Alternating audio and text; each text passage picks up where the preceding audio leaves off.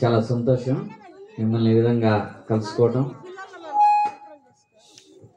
ఇక్కడికి వచ్చినటువంటి నా బంధువులకి, అదేవిధంగా ఇంత శ్రమపడి ఏర్పాటు చేసినటువంటి నా అన్నయ్యలకి, కుటుంబ సభ్యులకి అందరికి కూడా దేవుని యొక్క నామంలో కృతజ్ఞతాస్తుతులు దేవునికి తెలియజేస్తా ఉన్నాను.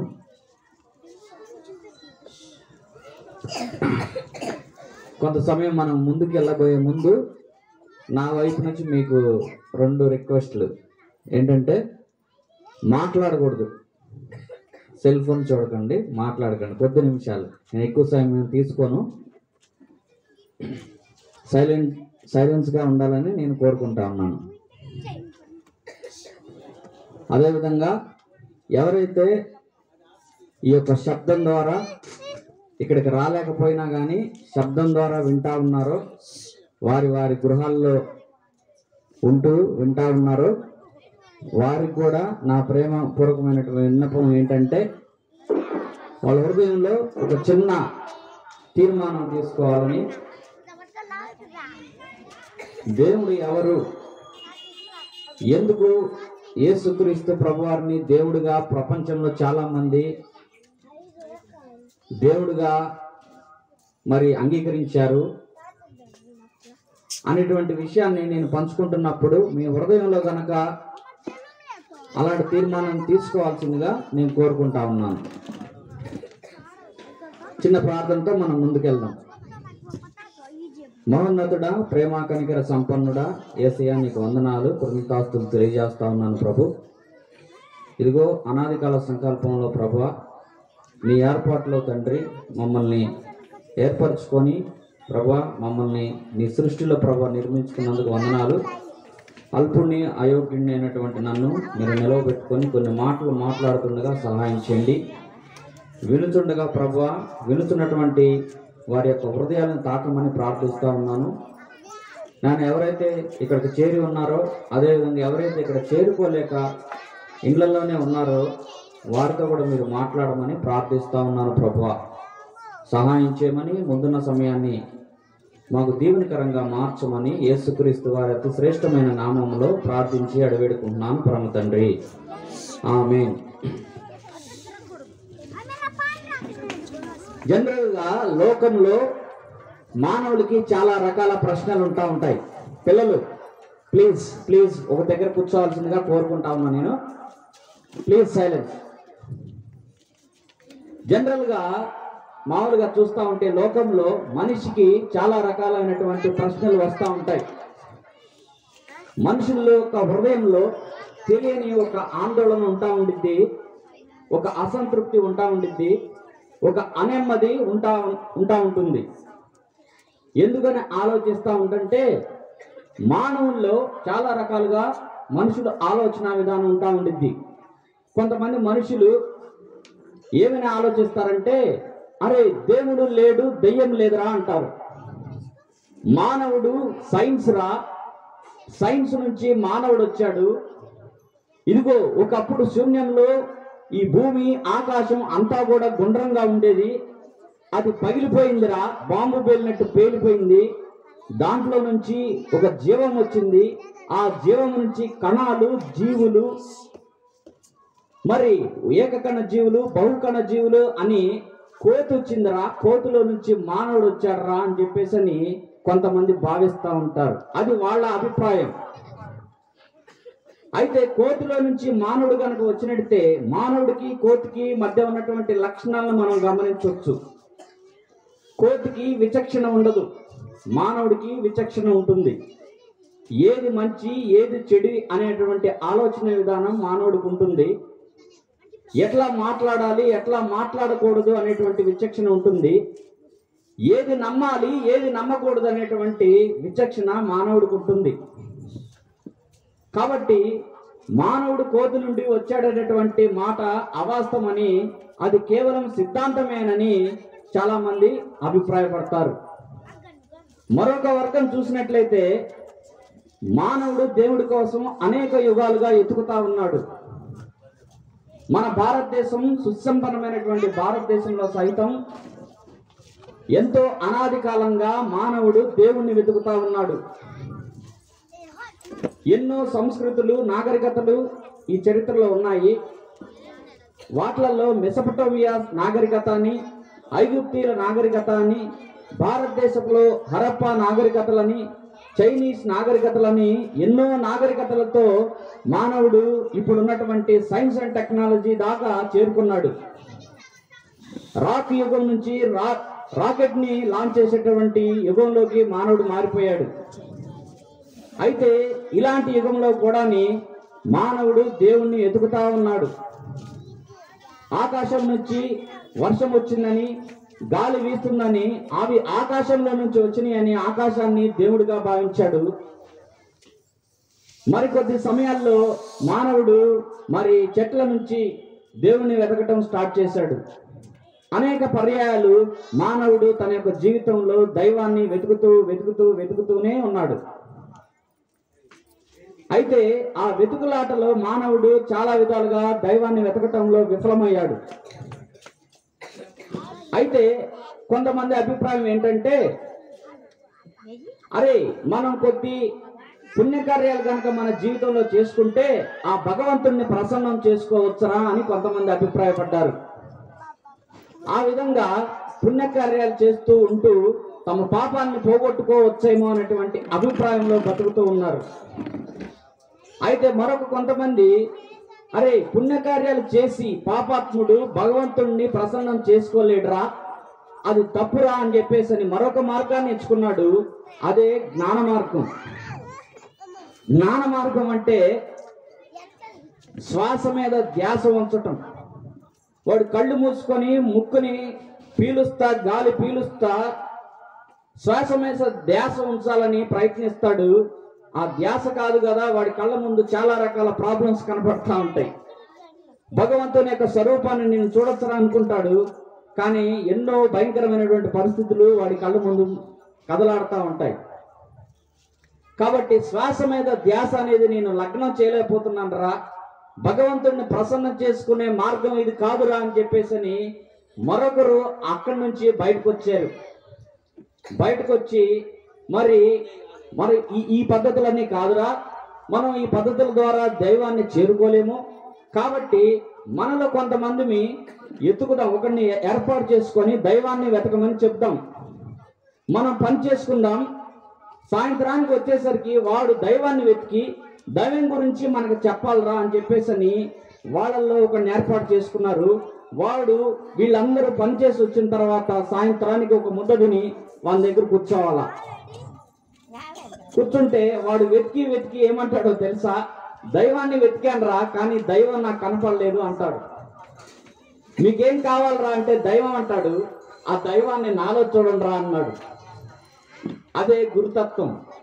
మనిషిని దైవంగా మార్చుకునేటటువంటి అంధకారంలోకి మానవుడు వెళ్ళిపోయాడు. ఇలా అనేక విధాలుగా మానవుడు ప్రయత్నం చేస్తానే ఉన్నాడు, వెతుకుతానే ఉన్నాడు దైవాన్ని. కానీ ఆ ప్రయత్నంలో మానవుడు విఫలమయ్యాడు. అనేక అభిప్రాయాలను ఏర్పరచుకున్నాడు. అభిప్రాయాలు మతాలుగా మారిపోయినాయి. Opinions becomes religions. అది అభిప్రాయమే మాత్రమే, సత్యం కాదు. ఒక శాస్త్రవేత్త అన్నాడు, భూమి బల్లపరుపుగా ఉందిరా అన్నాడు. బల్లపరుపుగా ఉందన్నప్పుడు మరొకడు వచ్చి, భూమి బల్లపరుపుగా లేదురా, భూమి కోడిగుడ్డాకారంలో ఉందిరా అన్నాడు. అది వాడి అభిప్రాయం. అరే కాదురా, భూమి బల్లపరుగా లేదు, కోడిగుడ్డ ఆకారంలో కూడా లేదురా, అది గోళాకారంలో ఉంది, శూన్యంలో వేలాడుతా ఉందరా అన్నాడు. అది వాడి అభిప్రాయం. అది సత్యం కావచ్చు. అయితే భూమి బల్లపరుపుగా ఉన్నప్పుడు ఉంది అని చెప్పినప్పుడు భూమి ఏ ఆకారంలో ఉంది? గోళాకారంలోనే ఉంది. భూమి కోడిగుడ్డ ఆకారంలో ఉందరా అని చెప్పినప్పుడు భూమి ఏ ఆకారంలో ఉంది? గోళాకారంలోనే ఉంది. కానీ మనిషి యొక్క అభిప్రాయం ఎప్పుడు సత్యం కాదు, అది అభిప్రాయం మాత్రమే. సత్యం మన అభిప్రాయాల మీద ఆధారపడి ఉండదు. 2 = 2 ఎంత అంటే ఏమని చెప్తాం? 4 అని చెప్తాం. Very good. నేను 5 అని చెప్పాను అనుకోండి, నన్ను ఏమంటారు మీరు? వీడికి లెక్కలు రావురా, వీడికి సత్యం తెలియదురా అంటారు కదా. నేను 5 అన్నంత మాత్రాన 4 కాకుండా పోదు. సత్యం ఎప్పుడు సత్యంగానే ఉంటుంది. కాబట్టి ఈ సత్యాన్వేషణలో మానవుడు వెతుకుతా దైవాన్ని తెలుసుకోలేనటువంటి పరిస్థితిలోకి మానవుడు చేరుకున్నాడు. సత్యం ఏంటంటే మానవుడు దేవుణ్ణి తెలుసుకోలేనటువంటి పరిస్థితిలో ఉన్నప్పుడు బైబిల్ దేవుడు చెప్తా ఉన్నాడు, ఆది యందు నేను వాక్యమై ఉన్నాను, ఆది యందు నేను దేవుడినై ఉన్నాను, ఆది యందు వాక్యముండును, ఆ వాక్యము దేవుని యొద్దుండును, ఆ వాక్యమే కృపా సత్య సంపూర్ణుడిగా మన మధ్యకు వచ్చినని చెప్తా ఉంది. ప్రియులారా, నేను చెప్పే మాటలను చాలా జాగ్రత్తగా ఆలోచించండి.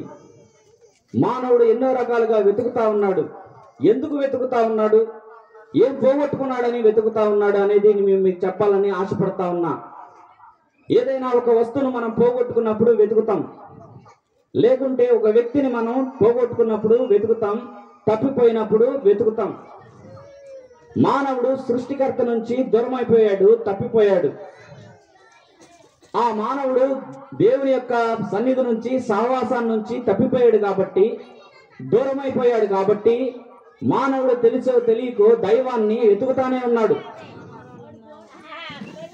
కానీ ఆ వెతుకులాటలో తన హృదయంలో ఉన్నటువంటి అసంతృప్తి ఉంది, తనలో ఒక బాధ ఉంది, అశాంతి ఉంది, నెమ్మది ఉంది. మరి ఆ యొక్క పాపం అనేటువంటి దుస్థితిలో మానవుడు మూలుగుతానే ఉన్నాడు.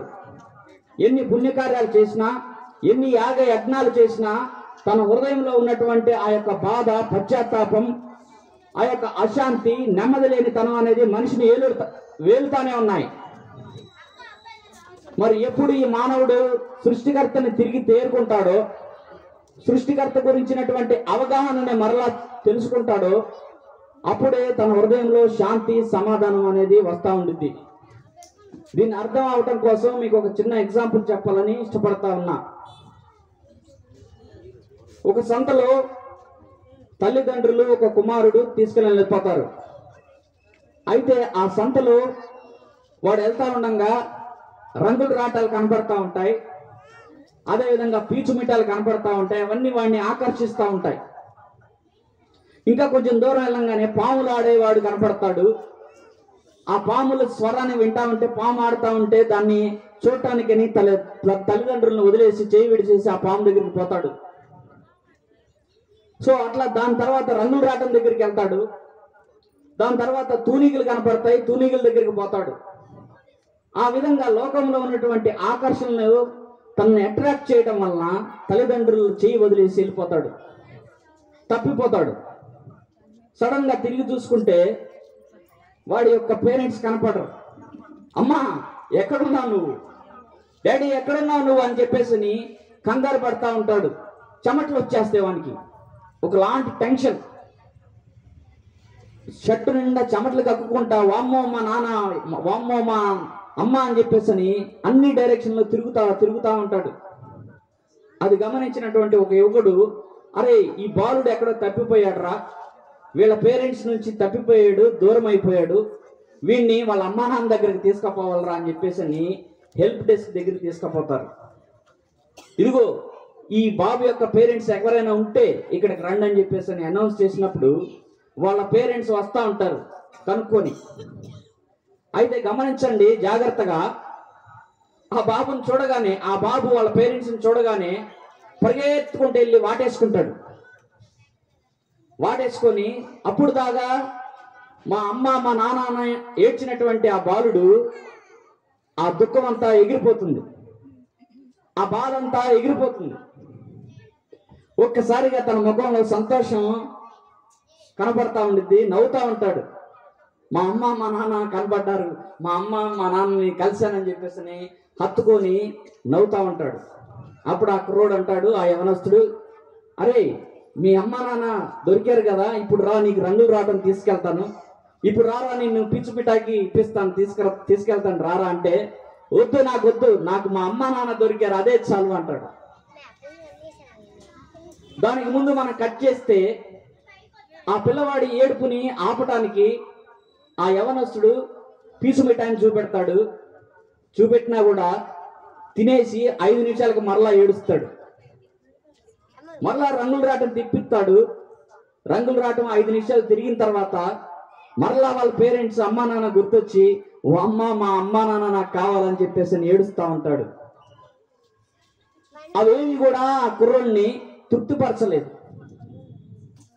ఎప్పుడైతే తన తల్లిదండ్రుల్ని కలుసుకున్నాడో, తప్పిపోయినటువంటి ఆ పరిస్థితి నుంచి తన తల్లిదండ్రులను కలుసుకున్నాడో, అప్పుడు తనలో ఒక శాంతి, సంతోషం, సమాధానం కలిగింది. నా ప్రియమైనటువంటి ఓబులనాయుడుపాలెం ప్రజలారా, మానవుడు సర్వ సృష్టికర్త యొక్క సహవాసం నుంచి తప్పిపోయాడు. తప్పిపోయినటువంటి ఈ మానవుడు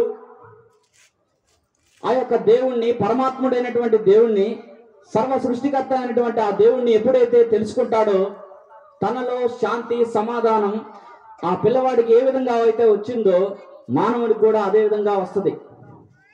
ఏమిటయ్యా తప్పిపోయావు, తిరిగి దొరికాడు, మరి అనేక సార్లు మేము కూడా దేవుని దగ్గరికి వెళ్తా ఉన్నాము, నువ్వు దేవుణ్ణి కలుసుకోవటం అని చెప్తా ఉన్నావు, ఏంటి సంగతి అనేటువంటి క్వశ్చన్ మీలో చాలా మందికి రావచ్చు. మానవుడు పరిమితుడండి, ఫైనైట్ బీయింగ్. దేవుడు, పరమాత్ముడైనటువంటి దేవుడు అపరిమితుడు. అత్యున్నత సింహాసనాసీనుడైనటువంటి ఆ దేవుడు పరిశుద్ధతలో అపరిమితుడు, మరి ఉన్నత స్థానంలో ఉన్నటువంటి అపరిమితుడు. ఆ అపరిమితుడిని చేరుకోవడానికి పరిమితమైనటువంటి మానవుడు శతవిధాలుగా ప్రయత్నిస్తున్నాడు, కానీ ఆ అపరిమితుడైనటువంటి దేవుణ్ణి కలుసుకోలేకపోతా ఉన్నాడు.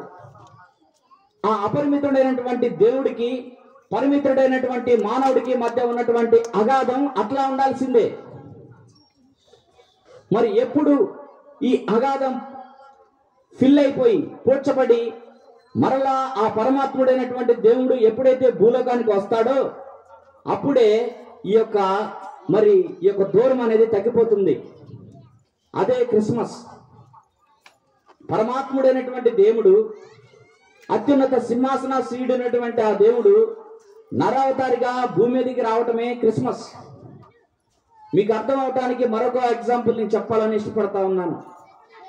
మన ఊరు కొండ మీద ఫర్ ఎగ్జాంపుల్ తండ్రి కొడుకులు ఉన్నారు.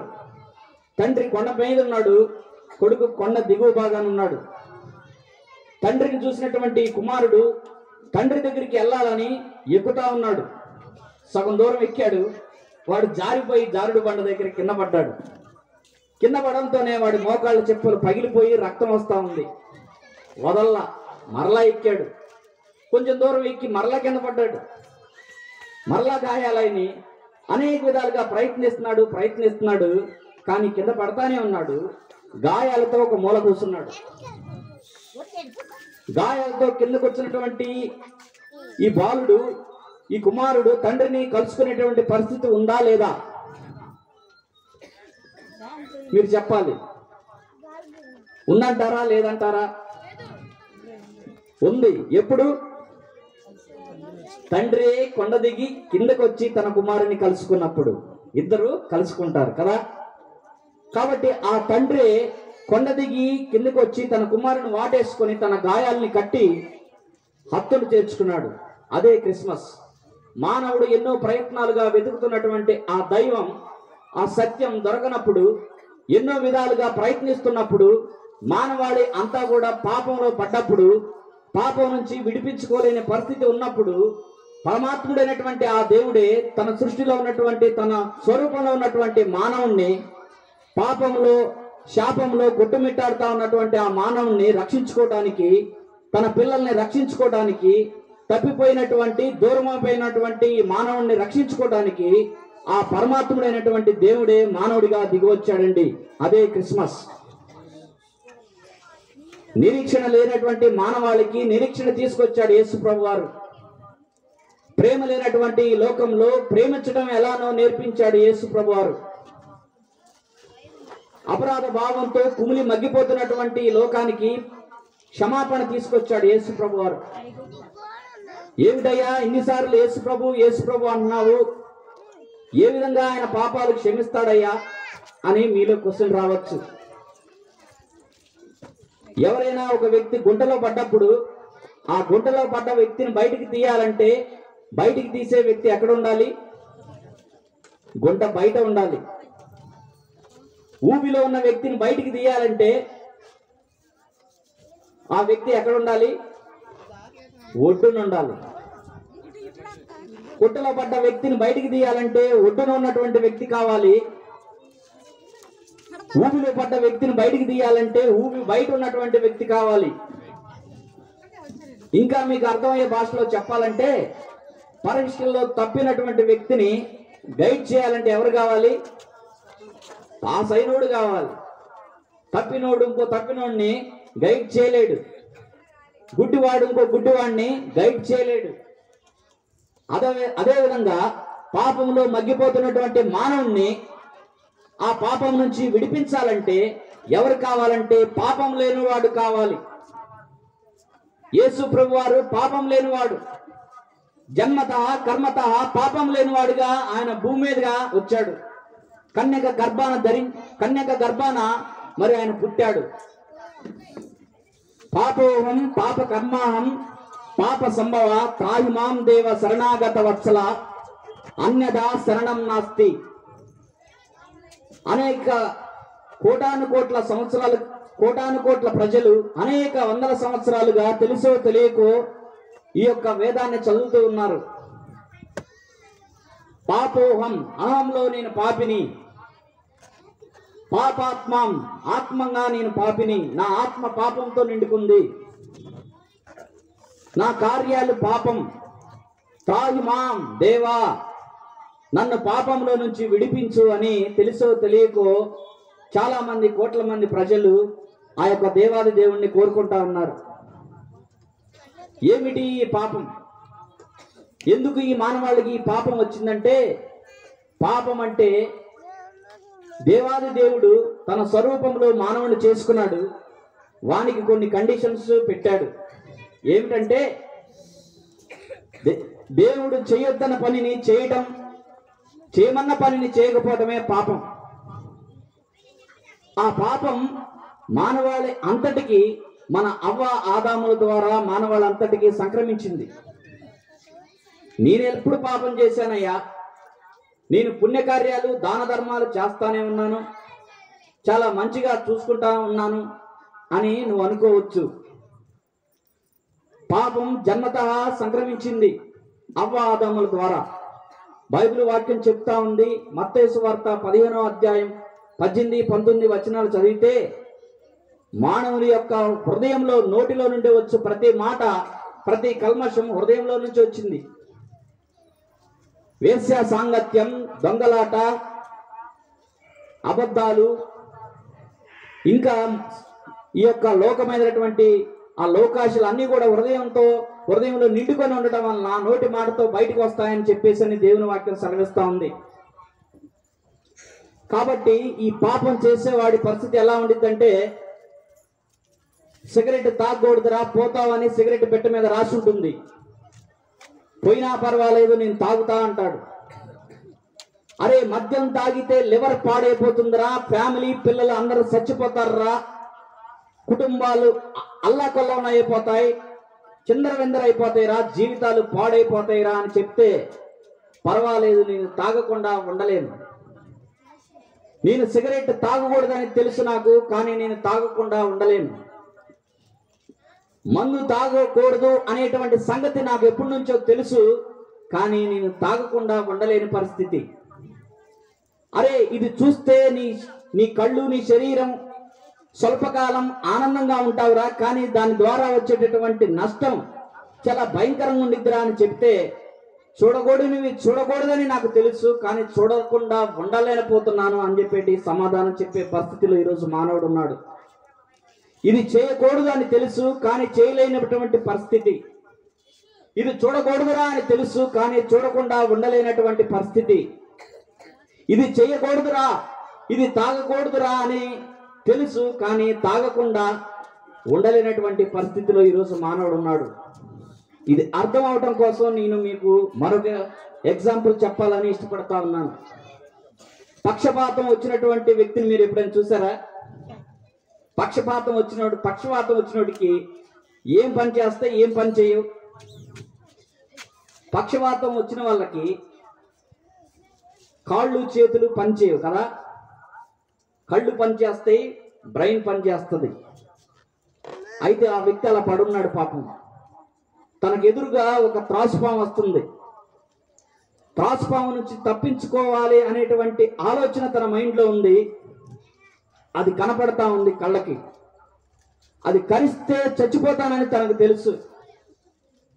తను పాకుతా ఉన్నాడు, కాళ్ళు చేతులు ఊపుతా ఉన్నాడు. తనకున్నటువంటి శక్తిని అంతటినీ కూడగట్టుకొని దాని నుంచి బయటకు వచ్చేయాలని తాపత్రయపడతా ఉన్నాడు. కానీ రాలేనటువంటి పరిస్థితి, నిస్సహాయమైనటువంటి పరిస్థితి. ఆ పాము రాను వచ్చింది, కాటైను వేసింది, ప్రాణం పోను పోయింది. ఈనాడు పాపంలో చిక్కుకున్నటువంటి పర్సన్, పాపంలో చిక్కుకున్నటువంటి మానవుని యొక్క పరిస్థితి ఈ విధంగా ఉంది. పాపం చేయవాడు పాపానికి దాసుడు అని బైబిల్ వాక్యం చెప్తా ఉంది. సరేనయ్యా, ఈ పాపం నుంచి ఎవరు విడిపించగలరు? ఎన్నో కోట్ల మంది యువత, నేటి యువతే రేపటి భవిత అని మనం చెప్తా ఉన్నాం. ఈ యువత ఎన్నో చెడు వ్యసనాలకి బానిసవుతా ఉంది. డ్రగ్స్ అనేటువంటి వలలో పడతా ఉన్నాడు, సైతాన్ చూపెడతా ఉన్నాడు. త్రాగుడు అనేటువంటి వ్యసనాలని చూపెడతా ఉన్నాడు, ఆకర్షితుడై బానిసవుతా ఉన్నాడు. ఈరోజు ప్రపంచవ్యాప్తంగా చూసినట్లయితే రెండో ప్లేస్ లో ఉన్నటువంటి దురలవాటు ఏంటంటే పోర్నోగ్రఫీ. చూడకూడనివి చూడటం మొబైల్లో. తనకు వయసుకు మించినటువంటి విషయాల మీద అవగాహన తెచ్చుకోవటం. స్వల్పకాలంలో తన కళ్ళకి శరీరానికి స్వల్పకాల ఆనందం రావచ్చు, కానీ పాపం ఎలాంటిదంటే అది చేసినప్పుడు అందంగా కనపడింది, కానీ అది విషాదాన్ని మిగులుస్తుంది. ఆహ్లాదంగా కనపడచ్చు, కానీ అంధకారాన్ని మిగులుస్తుంది జీవితాల్లో. అలాంటి పరిస్థితిలో ఉన్నటువంటి ఈ మానవుడు మరి ఏ విధంగా తప్పించుకోగలడయ్యా? ఈ పాపం నుంచి, శాపం నుంచి, ఈ బంధకాల నుంచి ఎవరు నన్ను రక్షిస్తారు అనేటటువంటి ఆలోచనలు మీకు రావచ్చు. పాపంలో నుంచి, పాపంలో చిక్కుకున్నటువంటి మనిషిని బయటికి తీయాలంటే యేసుక్రీస్తు ప్రభువారికే సాధ్యం. మీకు అర్థం అవడానికి మరొక ఎగ్జాంపుల్ నేను చెప్తాను. ఒక కుటుంబం ఉంది. ఆ కుటుంబంలో ఒక వ్యక్తికి రోగం పడ్డాడు, మరణకరమైనటువంటి రోగం వచ్చింది. హాస్పిటల్ తీసుకెళ్లారు. అయితే ఆ కుటుంబ సభ్యులు ఆ డాక్టర్కి చెప్తుంది ఏంటంటే, అయ్యా మా కుటుంబాన్ని, మా ఇంటి ఆయన్ని బ్రతికించు, మా ఇంటి ఆయన ఆరోగ్యం బాగోలేదయ్యా, బ్రతికించు, ఎంతో ప్రయాసపడి నీ దగ్గరకు వచ్చామని చెప్పినప్పుడు ఆ డాక్టర్ ఏం చేస్తున్నాడంటే, మీరేం భయపడకండి అని చెప్పేసని ఆ పేషెంట్ని ఐసీయూలోకి తరలించాడు. ఐసీయూలోకి తరలించిన తర్వాత ఒక 5-10 నిమిషాల తర్వాత బయటకు వచ్చాడు. కుటుంబ సభ్యులు అడుగుతున్నారు, అయ్యా ఏమైందయ్యా, ఏమైందయ్యా అని చెప్పేసి అడుగుతుంటే ఆ డాక్టర్ ఏం చెప్తున్నాడు తెలుసా? ఏం పర్లేదు, భయపడకండి అంటున్నాడు. రోగం పోయింది, పోండి అంటున్నాడు. అయ్యా ఏం చేసావయ్యా, ఇంత పరమ వైద్యుడు నువ్వు, 5-10 నిమిషాల్లోనే మా ఆయన రోగాన్ని బాగు చేసావయ్యా అని చెప్పేసి ఆ డాక్టర్ని పొగుడుతున్నారు. ఏమి లేదు, రోగిని చంపేశాను, రోగితో పాటు రోగం కూడా పోయింది అంటాడు. రోగితో పాటు రోగం కూడా పోయింది. డాక్టరు ప్రాణాలని కాపాడాలి, రోగిలో ఉన్నటువంటి రోగాన్ని బాగు చేయాలి, కానీ రోగిని చంపకూడదు. రోగిని చంపి రోగాన్ని బాగు చేసేటటువంటి వైద్యుళ్ళు ఈ లోకంలో ఉండొచ్చు. దుష్ట శిక్షణ, శిష్ట రక్షణ అనేటువంటి మాటలు మనం అందరం విన్నాం. ఒకవేళ అదే గనక మనందరికీ వర్తిస్తే ఈ మానవాళి మొత్తం పాపంలో చనిపోవాలి. కానీ యేసుక్రీస్తు ప్రభువారు వైద్యులకి పరమ వైద్యుడు. ఆయన పాపిని క్షమించి ఆయనలో, ఆ పాపిలో ఉన్నటువంటి పాపాన్ని తీసేయడానికి వచ్చాడు. ఆయన పాపంను క్షమించి ఆ పాపం నుంచి విడిపించి, పాపపు బంధకాలలో, ఆ యొక్క పాపపు సంఖ్యలలో సాతాను వాళ్ళని నిత్య నరకాగ్నికి తీసుకువెళ్తా ఉంటే ఆ బంధకాల నుంచి విడిపించడానికి యేసు ప్రభువారు మానవాళిగా వచ్చాడు. సరేనయ్యా, యేసుక్రీస్తు ప్రభువారే ఎందుకు పాపాల నుంచి విడిపించాలి? ఎందుకు ఆయనే దేవుడు అని అంటా ఉన్నావు? ఎందుకు యేసుక్రీస్తు ప్రభువారి నిజమైన దేవుడని చెప్తా ఉన్నావు అని మీరు నన్ను అడగవచ్చు. మీకు అర్థమైన భాషలో ఒక మాట చెప్పాలని ఇష్టపడతా ఉన్నాను. ఈ మైకు ఓనరు మా అన్నయ్య అనుకుందాం. పొరపాటున ఈ మైక్ పగిలిపోయింది నా చేతిలో నుంచి. నేను వెళ్ళి మా ఇంకో అన్నయ్యను, మా గణపతి అన్నని అడిగా, అన్నా ఈ మైక్ పగిలిపోయింది, నన్ను క్షమించు అని. క్షమించానురా తమ్ముడు అన్నాడు.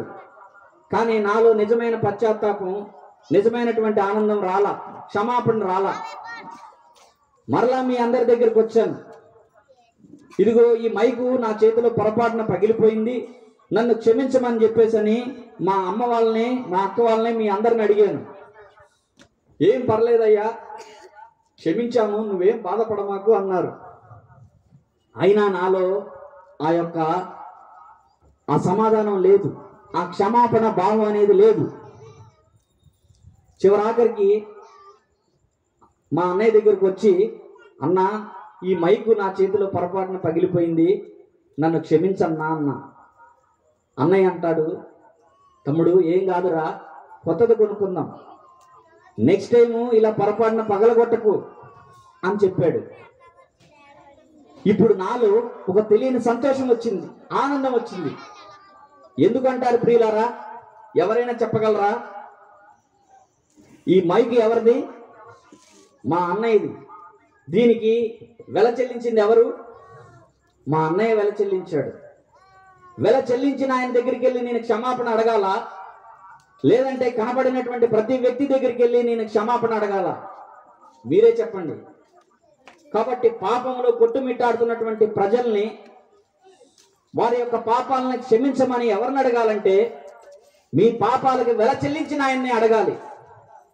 మీ పుట్టుకలో, నా పుట్టుకలో, మనందరి పుట్టుకలో పాపం ఉంది.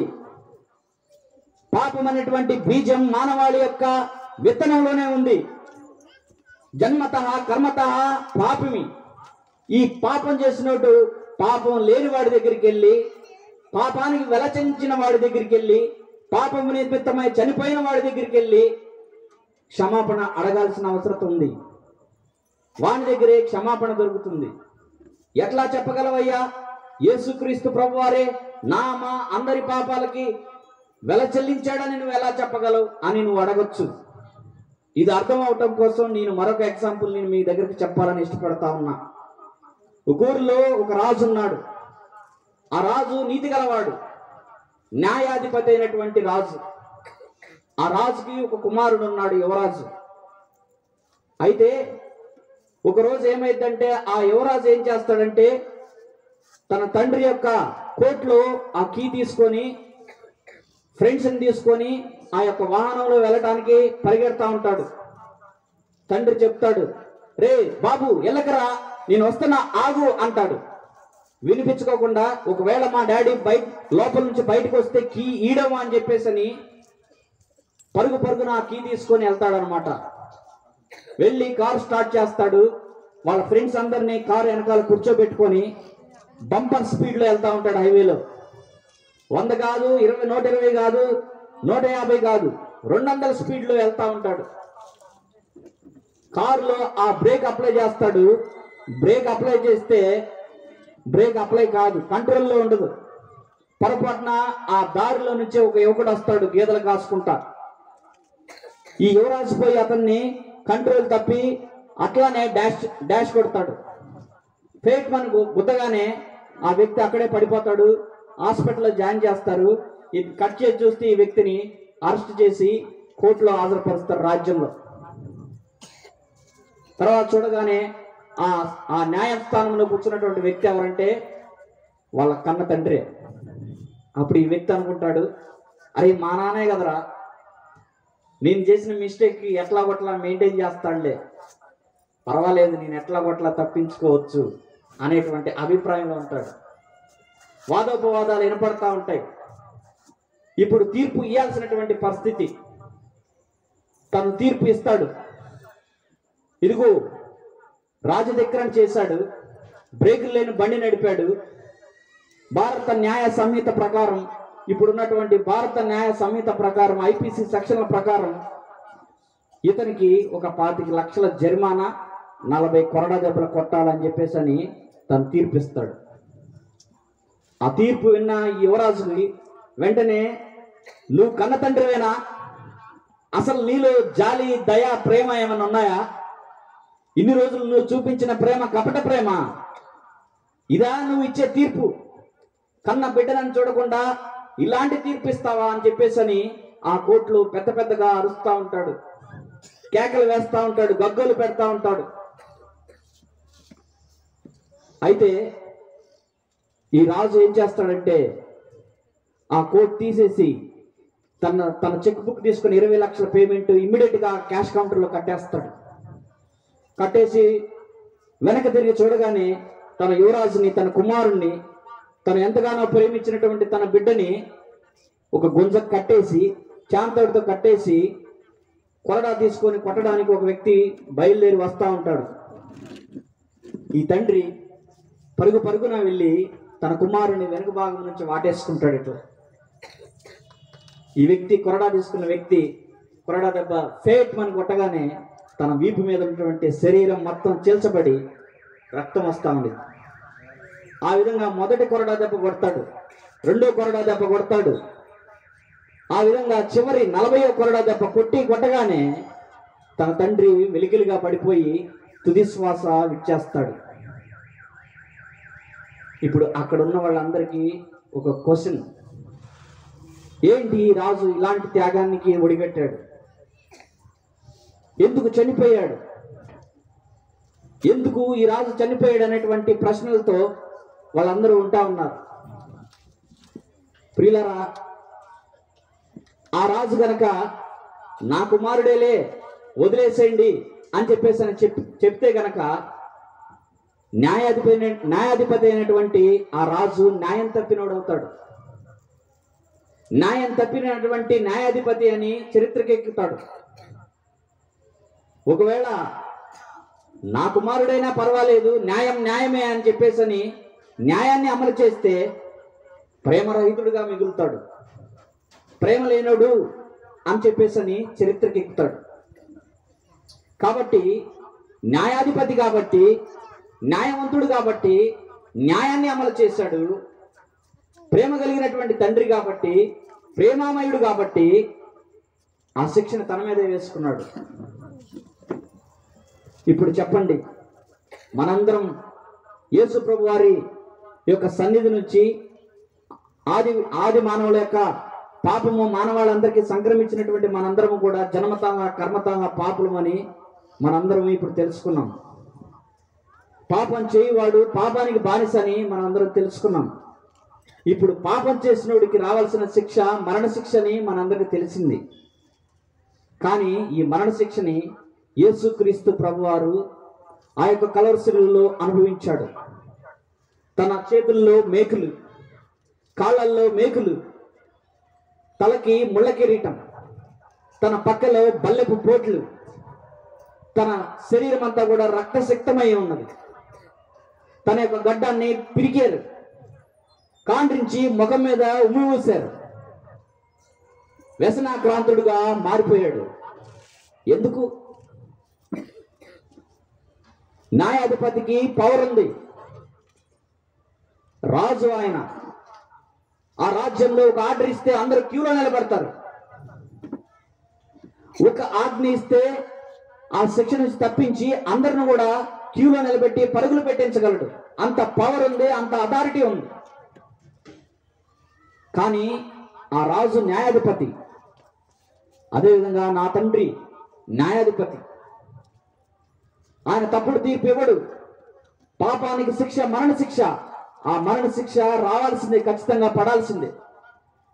కానీ అట్ ద సేమ్ టైం అదే విధంగా ఆయన ప్రేమమయుడు, ప్రేమించినటువంటి దేవుడు కాబట్టి ఆ శిక్షని తన మీద వేసుకున్నాడు.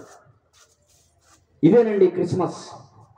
ఆయన ఒక వర్గానికి, ఒక కులానికి చెందినటువంటి దేవుడు కాదు. ఆయన సర్వ సృష్టికర్త, సర్వ మానవాళికి దేవుడు.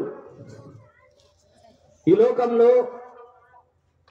బ్రహ్మ యొక్క తల నుంచి ఒక కులపోడు వచ్చాడని, భుజాల నుంచి ఒక కొలపోడు వచ్చాడని, ఉదరం నుంచి ఒక కొలపోడు వచ్చాడని, కాళ్ళ నుంచి ఒక కొలపోడు వచ్చాడని మన వేదాలు చెప్తా ఉంటే, సత్యగ్రంథమైనటువంటి బైబిల్ చెప్తా ఉంది, మానవుణ్ణి నా స్వరూపంలో చేసుకున్నాను రా అని చెప్తా ఉన్నాడు. ఆదికాండం 1వ అధ్యాయం 26వ వచనంలో. ఈ దేవుడు సర్వ శరీరులకి దేవుడు. ఈ బైబిల్ గ్రంథం సత్యాన్ని తెలియజేస్తా ఉంది. ఇది ఒక వర్గానికి చెందినటువంటి మతం కాదు.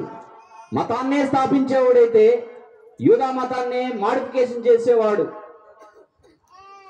ఇంకా మీకు చెప్పాలంటే మతస్థులే ఆయన సిలువేశారు. ఆయన మతాన్ని ప్రేరేపించేవాడు కాదు, మతాన్ని స్థాపించేవాడు కాదు. Christianity is not a religion, it's a way, it's the truth. అది సత్యం, సత్యమైనటువంటి వాక్యం. ఆయన వాక్య రూపంలో ఉన్నటువంటి దేవుడు. సరేనయ్యా, యేసుక్రీస్తు ప్రభు వారి గురించి చాలా చక్కగా సూటిగా చెప్పావు. లూకాసు వార్త 19వ అధ్యాయం 10వ వచనం ప్రకారం నశించిన దానిని వెదకి రక్షించుటకు మనిషి కుమారుడు భూమి మీదకి వచ్చాడు. అదేవిధంగా సర్వమానవాళికి మా సంతోషకరమైనటువంటి శుభవార్త ఏంటంటే ఆ దేవుడే మానవాళిగా దిగివచ్చాడని చెప్పావు. పొరపాటును నువ్వు నమ్ముకోకపోతే నా పరిస్థితి ఏంటి? నేనేం కావాలా? ఇప్పుడు నా పాపాలను క్షమించే వాళ్ళు ఎవరు అనేటువంటి క్వశ్చన్ మీలో రావచ్చు. దేవుడు పాపం చేసిన వాడిని తోసివేసేవాడు కాదు. పాపిని క్షమించి పాపం నుంచి విడిపిస్తాడని నేను చెప్పినాను. బైబిల్ గ్రంథంలో యోహాను సువార్త 8వ అధ్యాయంలో చూసినట్లయితే, యేసు ప్రభు వారు దేవాలయంలో దేవుని యొక్క వాక్యాన్ని ప్రకటిస్తుండగా పరిసయ్యులు, సద్దుకీయులు, యూదా మతస్థులు ఒక స్త్రీని లాక్కొచ్చి ఆయన పాదాల దగ్గర ఇసిరేస్తారు. హలో బోధకుడా, ఈ స్త్రీ వ్యభిచారం చేస్తూ దొరికింది. మోషే ధర్మశాస్త్రం ప్రకారం ఈ స్త్రీని రాళ్లతో కొట్టి చంపమని చెప్తా ఉంది. దానికి నువ్వేమంటావు అని క్వశ్చన్ వేశారు. అయితే యేసు ప్రభు వారు, పోనీలేరా ఆడపడుచు, తెలుసో తెలియక తప్పు చేసింది, ఇక మీదట చేయకుండా మందలించి పంపించండి రా అన్నాడు అనుకోండి. ఏమనుకుంటారు? అరే ధర్మశాస్త్రాన్ని వ్యతిరేకిస్తున్నాడు రా అంటారు. లేదురా రాళ్లతో కొట్టి చంపండి, మోషే ధర్మశాస్త్రం రాళ్లతో కొట్టి చంపమంటుంది, రాళ్లతో కొట్టి చంపండి రా అన్నాడు అనుకోండి. ఏమైతుంది? ఏనారా ప్రేమ గురించి మాట్లాడుతా ఉన్నాడు, ఏనారా దయ గురించి మాట్లాడుతున్నాడు అని చెప్పేసి అని అంటారు. ఆ పరిస్థితులు యేసు ప్రభు వారికి ముందు నోయి వెనక గోయి, మన భాషలో మాట్లాడితే. కానీ ఏమన్నాడో తెలుసా అండి? మీలో పాపం లేని వాడు ఎవడో మొదట ఆమె మీద రాయి వేయండి అన్నాడు. అందరూ చిన్నపిల్లల నుంచి పెద్దవారి వరకు ఆ రాళ్ళను విసిరేసి వెళ్ళిపోతారు. ఇదిగో అమ్మా, నీ మీద ఎవరు రాయి వేయలేదా? వేయలేదు ప్రభు. నీ మీద రాయి వేయడానికి అర్హుణ్ణి నేను ఒక్కనే, ఎందుకంటే నాలో పాపం లేదు. కానీ నేను నిన్ను శిక్షించడానికి రాలేదు, కానీ నిన్ను ఆ పాపం నుంచి విడిపించడానికి నేను భూమి మీదకి వచ్చాను. కాబట్టి ఇక మీదట పాపం చేయకు అని చెప్పేసి అని క్షమించి పంపించేస్తాడు. కట్ చేసి చూస్తే ఆ స్త్రీ చూస్తా ఉంది. ఎవరైనా ఏడ్చుకెళ్తున్నారే, భుజాల మీద సిలువ వేసి, మ్రాణు మీద సిలువ వేసి తీసుకెళ్లిపోతా ఉన్నారే, ఎవరైనా అని చెప్పేసి అని దూరంగా చూస్తా ఉంది. ఏ వ్యక్తి అయితే పాపాలను క్షమించాడో ఆ వ్యక్తిని కొరడాలతో కొట్టుకుంటూ, నెత్తి మీద ముళ్ళ కిరీటం పెట్టి కొరడాలతో కొట్టుకుంటూ తీసుకెళ్తా ఉన్నారు. అది చూసినటువంటి ఆ స్త్రీ చలించిపోతా ఉంది. ఇదిగో ఆ శిక్ష నాకు రావాల్సింది కదా, యేసుక్రీస్తు ప్రభు వారు అనుభవిస్తున్నారు అనే చెప్పేసి ఆ రక్షణ అనుభూతిలోకి వస్తుంది. ఈనాడు ఆ స్త్రీ ఏ విధమైనటువంటి రక్షణ అనుభూతిలోకి వచ్చిందో, ఎలాంటి పాపం అనే బానిసత్వంలో మనం కొట్టిమిట్టాడుతా ఉన్నామో, ఆ పాపాలకి ప్రాయశ్చిత్తం కలువరి శిలువ. ఆ కలువరి శిలువలో యేసుక్రీస్తు ప్రభు వారు నరావతారిగా మరి భూమి మీదకి వచ్చి ఆ క్రయధనాన్ని అనుభవించాడు, ఆ క్రయధనాన్ని చెల్లించాడు. Because he paid all the penalty. ఆ రాజు కనుక తన కుమారుణ్ణి రక్షించడానికి ఏ విధంగా అయితే వెల చెల్లించాడో, యేసుక్రీస్తు ప్రభువారు కూడా మన పాపాల కోసం కలవసరులో వెల చెల్లించాడు. కాబట్టి ఓబులనాయుడు పాలెం ప్రజలందరికీ, ఇక్కడ చేరినటువంటి నా ప్రియ ప్రజలందరికీ, నా బంధువులందరికీ, అదేవిధంగా ఈ శబ్దయంత్రంతో ఇక్కడికి రాలేకపోయినా వింటున్నటువంటి ప్రతి పెద్దలకి చిన్నలకి నేను ప్రేమపూర్వకంగా ఆహ్వానిస్తుంది ఏంటంటే, యేసుక్రీస్తు ప్రభువారు ఒక వర్గానికి చెందిన దేవుడు కాదని నేను ఘంటాపదంగా చెప్తా ఉన్నాను. ఒక కులానికి చెందిన దేవుడు కాదని నేను చెప్తా ఉన్నాను. ఆయన అందరికీ దేవుడు, సర్వశరీరులకి దేవుడు. ఆ దేవుణ్ణి నమ్ముకుంటే ఐశ్వర్యం వస్తుంది, ధనం వస్తుంది, ఆరోగ్యాలు బాగుపడతాయి అనేటువంటి మాట వాస్తవము. అది కాకపోయినప్పటికీ అవి రావచ్చు రాకపోవచ్చు, కానీ నీకు మోక్షం తథ్యం అనే మాట మాత్రం నేను చెప్పగలను.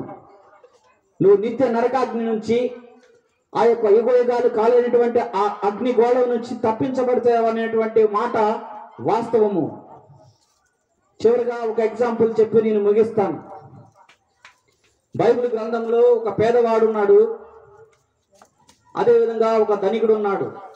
లూకాసు వార్త 19వ అధ్యాయం 16వ వచనాల్లో ఈ యొక్క కథ ఉపమానం అనేది ఉంటా ఉంది.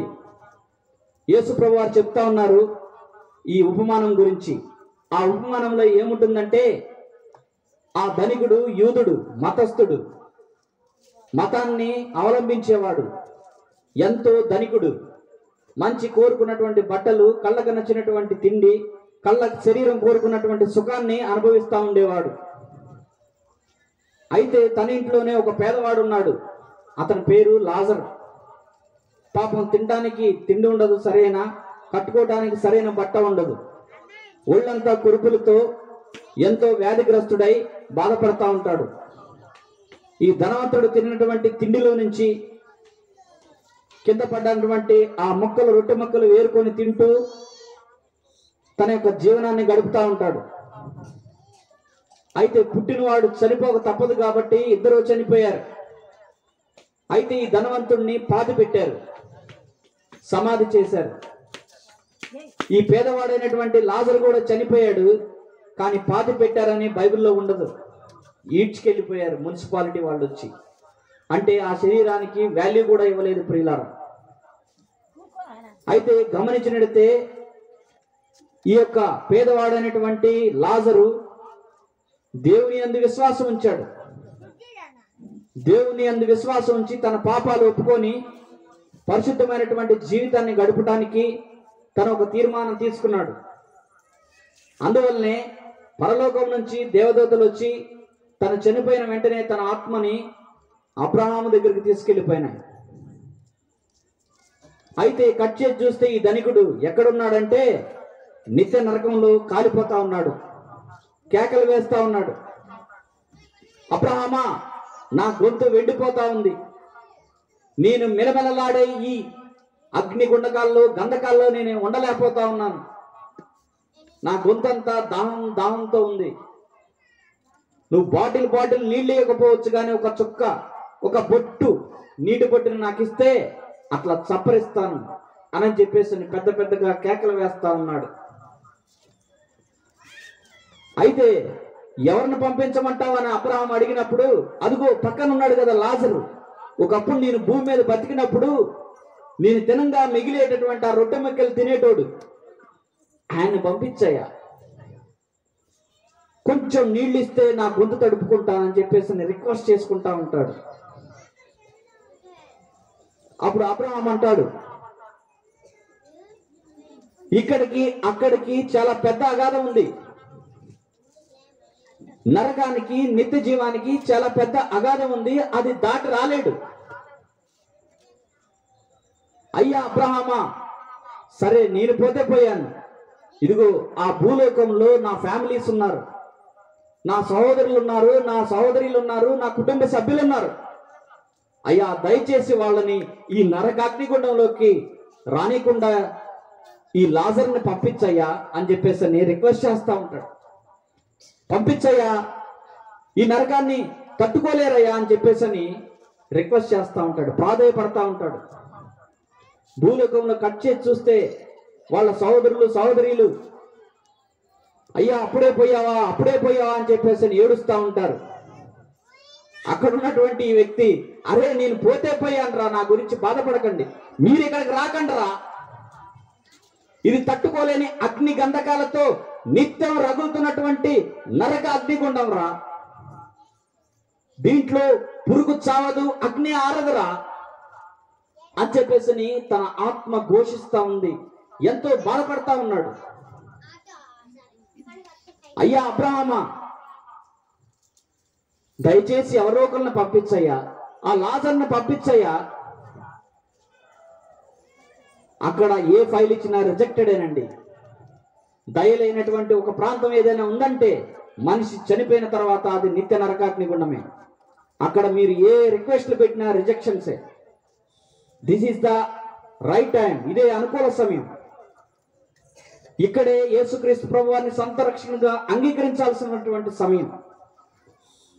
పుట్టిన ప్రతి మానవుడు చావక మానదు. అయితే చనిపోయే ముందు పాపంతో చనిపోతేనే తప్పు. చరిత్ర చెప్తా ఉంది, పేదవాడిగా పుడితే తప్పు లేదు, పేదవాడిగా పుడితే తప్పు అని, పేదవాడిగా చనిపోతే తప్పు అని చెప్తా ఉన్నారు. నేనంటాను, పాపంతో పుట్టడం నీ తప్పు కాదు, నీ పితరులు చేసినటువంటి తప్పు, ఆది మానవుడు చేసినటువంటి తప్పు, అదే నీకు సంక్రమించింది. కానీ ఆ పాపంతో చనిపోతేనే తప్పు. ఆ పాపంతో చనిపోతే నిత్య నరకాగ్నిగుండం. కాబట్టి నా ప్రియమైనటువంటి నా గ్రామ వాస్తవ్యులకి, నా రక్త సంబంధికులకి అందరికీ నా ప్రేమపూర్వకమైనటువంటి ఆహ్వానం ఏంటంటే, యేసుక్రీస్తు ప్రభువారు ఆ నిత్య నరకాగ్నిని తప్పించడానికే నిన్ను నన్ను ప్రేమించి నరవతారిగా భూమి మీదకి వచ్చాడు. కలవరిశిలువలో ప్రాణం పెట్టాడు. ఆ పాపాలకి ప్రాయశ్చిత్తాన్ని కలుగ చేశాడు. అయితే చనిపోయాడు, పాతి పెట్టబడ్డాడు, పునరుద్ధానుడై తిరిగి లేచాడు. ఎందుకంటే ఆయన దేవుడు, సజీవుడు, ఆత్మస్వరూపి అయినటువంటి దేవుడు. మరణమా నీ ముల్లెక్కడా, మరణమా నీ విజయం ఎక్కడా అని సవాలు విసిరేటువంటి దేవుడు. అయితే ఆ పునరుద్ధానుడైనటువంటి క్రీస్తుని నేను మీ ముందు పరిచయం చేశాను. అదే క్రిస్మస్. క్రిస్మస్ అంటే యేసుక్రీస్తుని సొంత రక్షకునిగా హృదయంలో అంగీకరించటమే. పాపాలను విడిచిపెట్టి, పాపాలను ఒప్పుకొని, ప్రభువా నా హృదయంలోకి రా, నా జీవితాన్ని మార్చు, నా హృదయంలో పాపానికి సంబంధించినటువంటి పశ్చాత్తాపాన్ని కలిగించేయి, నన్ను రక్షించు ఆ నిత్య నరకాగ్ని గుండం నుంచి అని నీ మనసులో ఒక తీర్మానం కనుక తీసుకుంటే, ఈ దేవుడు ప్రేమ కలిగిన దేవుడు, ఈ దేవుడు దయగలిగిన దేవుడు, ఈ దేవుడు పరిశుద్ధుడు, ఈ దేవుడు మానవుణ్ణి ఎంతగా ప్రేమించాడంటే తనను తను చనిపోయేంతగా ప్రేమించాడు. మాదిరికరమైన జీవితాన్ని ఎలా జీవించాలో చూపించాడు. పవిత్రమైనటువంటి జీవితాన్ని భూమి మీద ఎలా జీవించాలో చూపించినటువంటి దేవుడు. కాబట్టి ఈ దేవుడు మతానికి సంబంధించిన దేవుడు కాదు. ఈ దేవుడు సర్వ శరీరులకి దేవుడు. ఆయన పోలికలో నిన్ను నన్ను చేసుకున్నాడు. నువ్వు అనుకోవచ్చు, నాకు యేసు ప్రభు తెలియదులే, నేను ఎప్పుడు చర్చికి పోలేదు, వాళ్ళతో నేను ఎప్పుడు పోలేదని నువ్వు అనుకోవచ్చు. నీకు యేసు ప్రభు ఎవరో తెలియకపోవచ్చు, కానీ యేసు ప్రభు వారికి నువ్వు ఎవరో తెలుసు. నువ్వు ఏ స్థితిలో ఉన్నావో తెలుసు, నీ కండిషన్ ఏంటో తెలుసు. అందుకని తలుపు తడతా ఉన్నాడు. ఒక్కసారి ఆ తలుపు తెడితే ఆ హృదయం అనే తలుపులో ఆయన వసించడానికి, ఆ హృదయంలో సింహాసనం మీద ఆసీనుడై నీ జీవితాన్ని మార్చడానికి, పాపపు బంధకాల నుంచి విడిపించడానికి, పరిశుద్ధమైనటువంటి జీవితాన్ని కలుగ చేయడానికి ఆయన సిద్ధంగా ఉన్నాడు. ఇదే సువార్త. కాబట్టి ఈరోజు అనుకూలమైనటువంటి సమయం. ఈ సమయాన్ని దేవుడు మన అందరికీ అనుగ్రహించాడు. ఈ తీర్మానాన్ని మీ హృదయంలో తీసుకోవాల్సిందిగా నా ప్రేమపూర్వకమైనటువంటి విన్నపం. దేవుడి వాక్యాన్ని దీవించును గాక. మీ తలలో ఉంచుకున్నట్టు ఒక చిన్న ప్రార్థన నేను చేస్తాను. మీలో ఎవరైతే ఈ రక్షణ తీర్మానాన్ని తీసుకున్నారో, ఎవరైతే ఇంకా యేసుక్రీస్తు ప్రభువారిని సొంత రక్షకునిగా అంగీకరించకుండా ఉన్నారో, పాపపు బంధకాల్లో, పాపపు సంఖ్యలలో వ్యసనాలకి బానిసై, చెడు వ్యసనాలకి బానిసై జీవితాలని పోగొట్టుకుంటా ఉన్నారు. మందు, డ్రగ్స్, ధూమపానం, పరాయి సాంగత్యం అనేటువంటి బంధకాల్లో ఒకవేళ ఉన్నావేమో, ఆ బంధకాల నుంచి విడిపించడానికి దేవుడు సమర్థుడు. కాబట్టి ఒక తీర్మానం తీసుకో.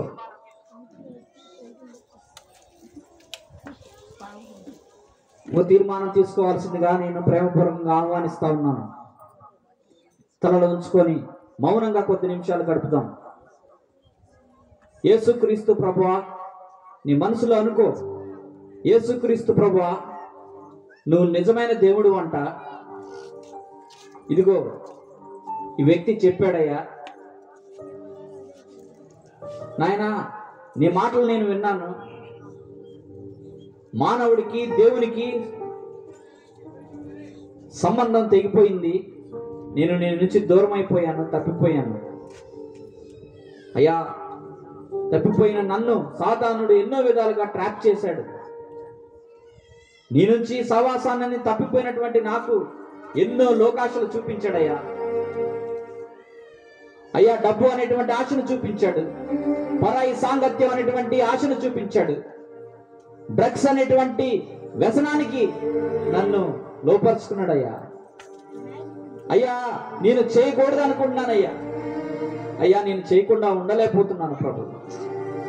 అయ్యా, నేను చూడకూడదు అనుకుంటున్నా ఉన్నానయ్యా, కానీ చూడకుండా ఉండలేకపోతా ఉన్నాను. నిస్సహాయ పరిస్థితిలో నేను ఉన్నాను ప్రభు. యేసుక్రీస్తు ప్రభువా, పాపం అనే సంఖ్యలలో బంధించబడ్డాను, సాతాను కోరల్లో చిక్కుకుపోయానయ్యా. నన్ను క్షమించు అయ్యా. నువ్వు నా కోసం వచ్చావంట కదా, నా పాపాల కోసం కలవరిశిలో ప్రాణం పెట్టావంట కదా. నా బద్ధకాల నుంచి విడిపించవా అయ్యా, ఈ వ్యసనాల నుంచి నన్ను విడిపించవా అయ్యా. నువ్వు ఫలానా దేవుడని నేను ఎన్నోసార్లు నిన్ను రిజెక్ట్ చేశానే. ఇదిగో నువ్వు ఆ తక్కువ కులానికి దేవుడని నేను నిర్లక్ష్యం చేశానే. నువ్వు అసలు మా దేశపు దేవుడే కాదని నేను రిజెక్ట్ చేశానే. అయ్యా, ఇప్పుడు తెలుసుకున్నాను, నువ్వు సర్వశక్తివంతుడు, నువ్వు సర్వ సృష్టిని సృష్టించినటువంటి ఏకైక దేవుడివి. నువ్వు నరవతారిగా భూమి మీదకి వచ్చావని నేను విన్నాను. అయ్యా, నువ్వెంత ప్రేమమూర్తివో అయ్యా. నువ్వు పాపంలో ఉన్న వ్యక్తిని ఎంతగా ప్రేమించి విడిపించగలిగినటువంటి దేవుడు గుర్తెరిగానయ్యా. నా పాపాలకి ప్రాయశ్చిత్తం నీ సిలువ అని నేను నమ్ముతా ఉన్నాను. నన్ను క్షమించి ఈ పాప బంధకాల నుంచి విడిపించవా. సాతాను నన్ను మరణానికి తీసుకుపోతున్నాడయ్యా. నన్ను క్షమించు, నన్ను విడిపించు అనేటువంటి తీర్మానాన్ని నువ్వు కనుక తీసుకున్నట్టే this is the right time. నీ హృదయంలో ఒక తీర్మానం తీసుకో. ఇంకా రక్షించబడినటువంటి వ్యక్తి ఎవరైనా కనుక ఇక్కడ ఉంటే, రక్షించబడిన వ్యక్తిని రక్షించడానికి యేసుక్రీస్తు ప్రభువారు ప్రేమపూర్వకమైనటువంటి ఆహ్వానాన్ని మీకు ఇస్తా ఉన్నాడు. మీ హృదయంలో ఒక తీర్మానం తీసుకోవాల్సిందిగా నేను ఇష్టపడతా ఉన్నాను. ధైర్యంగా, ఇదిగో బిడ్డ, నువ్వు చెప్పిన వాక్యం ప్రభు మాట్లాడాలని నేను విశ్వసిస్తా ఉన్నాను అని ధైర్యంగా ఒక తీర్మానం కనుక నువ్వు తీసుకున్నట్టే నీ కుడి చేయని ఎత్తాల్సిందిగా నేను ప్రార్థిస్తా ఉన్నాను. నీ కుడి చేయని ఎత్తాల్సిందిగా నేను కోరుకుంటా ఉన్నాను. నీ కుడి చేతిని ఎత్తి నీవు నీ హృదయంలో ఒక తీర్మానం తీసుకోవాల్సిందిగా నేను కోరుకుంటా ఉన్నాను. యేసు ప్రభువా, నన్ను క్షమించు, నా హృదయంలో ఒక పాప పశ్చాత్తాపాన్ని కలిగించు అనేటువంటి ఆ యొక్క తీర్మానాన్ని తీసుకొని దేవుని కోసం బ్రతకాలి అనేటువంటి ఒక తీర్మానాన్ని తీసుకోవాల్సిందిగా నేను ఇష్టపడతా ఉన్నాను. మహోన్నతుడా, గొప్ప దేవా, నా హృదయంలోకి రా ప్రభు, నన్ను క్షమించు ప్రభు అనేటువంటి తీర్మానాన్ని తీసుకున్నటువంటి మీరందరూ ఒక్క క్షణం నిలబడాల్సిందిగా నేను కోరుకుంటాను. ఒక్క క్షణం సిగ్గు లేదు. ఆ దేవాది దేవుని యొక్క సన్నిధిలో నిలబడటానికి సిగ్గు లేదు ప్రియులారా. ఒక్క క్షణం మీరు నిలబడగలిగితే మీకోసం నేను ప్రార్థన చేస్తాను. ఒక క్షణం ఆ పశ్చాత్తాప హృదయం నాలో కలిగింది. నన్ను క్షమించేసేయా, నా పాపాల నుంచి విడిపించేసేయా అనేటువంటి ఆ యొక్క తీర్మానాన్ని నువ్వు తీసుకుంటే ఈరోజు ఈ ప్రార్థనలో ఏకీభవించు. అయ్యా, అంధకారంలో ఉన్నాను, నిరీక్షణ లేకుండా ఉన్నాను, ప్రేమ లేని ఈ లోకంలో ప్రభువా నువ్వు ప్రేమమయుడు అని నేను విన్నాను. అయ్యా, ఈ గ్రామాన్ని కాపాడు, ఈ గ్రామాన్ని రక్షించు ప్రభువా. చెడు వ్యసనాల నుంచి విడిపించు, బానిస బతుకుల నుంచి విడిపించు, డ్రగ్స్ నుంచి, తాగుడనే మామాన్ నుంచి విడిపించు. లివర్లు పాడైపోయి ఫ్యామిలీలు అల్లాకొల్లాలమైపోయి చెడు వ్యసనాలకు బానిసలతో రక్షించు, కాపాడు తండ్రి. యేసుక్రీస్తు ప్రభువా, నువ్వు అందరికీ దేవుడివి. నువ్వు ఒక కులానికి దేవుడు కాదు, నువ్వు ఒక వర్గానికి దేవుడు కాదు, నువ్వు సర్వ శరీరులకి దేవుడు అయ్యా. ఈ తీర్మానాన్ని తీసుకోవాల్సిందిగా నేను కోరుకుంటా ఉన్నా. ఎవరైతే ఈ తీర్మానాన్ని తీసుకున్నారో మీ పర్సనల్గా మీరు సేవకుడు అన్నని కలవాల్సిందిగా నేను కోరుకుంటా ఉన్నా. తర్వాత అన్న మీకోసం ప్రార్థన చేస్తాడు. మీరు ఏ విధంగా రక్షణ అనుభవంలోకి రావాలో గైడ్ చేస్తాడు. ఈ ప్రార్థనతో ఏకీభవించండి. అట్లా నిలబడండి, కూర్చోకండి. మహోన్నతుడా, ప్రేమ కనికర సంపన్నుడా, యేసు ప్రభువా, నీకు వందనాలు, కృతజ్ఞతాస్తుతులు తెలియజేస్తా ఉన్నాను.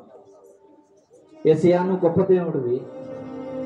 నువ్వు మా కోసం నరవతారిగా భూమి మీదకి వచ్చావు నాయన. నేను ఎన్నో సంవత్సరాలుగా వెతుకుతా ఉన్నాను, నన్ను సృష్టించినోడు ఎవడు ఎవడు అని.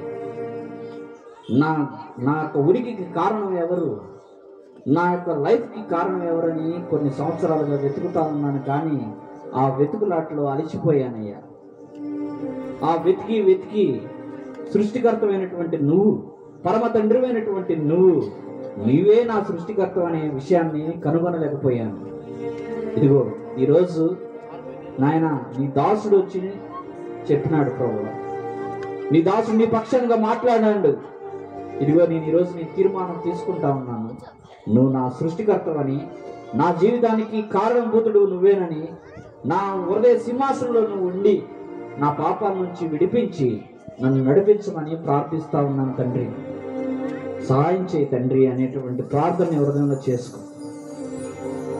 గొప్ప దేవా, ప్రేమ కనికరం కలిగిన తండ్రి, నీకు వందనాలు. తీర్మానం తీసుకున్నటువంటి ప్రతి బిడ్డని మీరు జ్ఞాపకం చేసుకోండి. సాతాను కబంధాస్తాల నుంచి విడిపించమని, వారికి సంపూర్ణమైనటువంటి విడుదల కలగచేయమని నాయన, ఈ ప్రేమపూర్వకమైనటువంటి ఆహ్వానాన్ని వాడు అంగీకరించి ప్రభువా, హృదయంలో ఒక తీర్మానాన్ని తీసుకున్నారు కాబట్టి ప్రభువా, వారిని ఆశీర్వదించండి, దీవించండి, పాపం నుంచి విడిపించమని నాయన ప్రభువా, మీరే ముందు నడిపించమని ఇంత చక్కని సమయాన్ని మాకు ఇచ్చినందుకు ప్రభువా, నీ గురించి మాట్లాడుకునే సమయాన్ని మాకు ఇచ్చినందుకు నీకు వేలాది వందనాలు, స్తోత్రాలు తెలియజేస్తూ నాయన తీర్మానం తీసుకున్న ప్రతి బిడ్డని మీరు స్థిరపరచమని, విశ్వాసంలో కొనసాగినట్లుగా సహాయం చేయండి. ఇక్కడ చేరినటువంటి సేవకురాలు, పెద్దలు అందరిని మీరు జ్ఞాపకం, వాళ్ళకి ఆశీర్వదించమని, వీళ్ళందరినీ గైడ్ చేసేటువంటి కృపను వారికి అనుగ్రహించండి, మీరే ముందుకు నడిపించమని యేసుక్రీస్తు వారి అతి శ్రేష్టమైన ఉన్నతమైన నామంలో ప్రార్థించి అడివేడుకుంటున్నాను పరమ తండ్రి. ఆమేన్.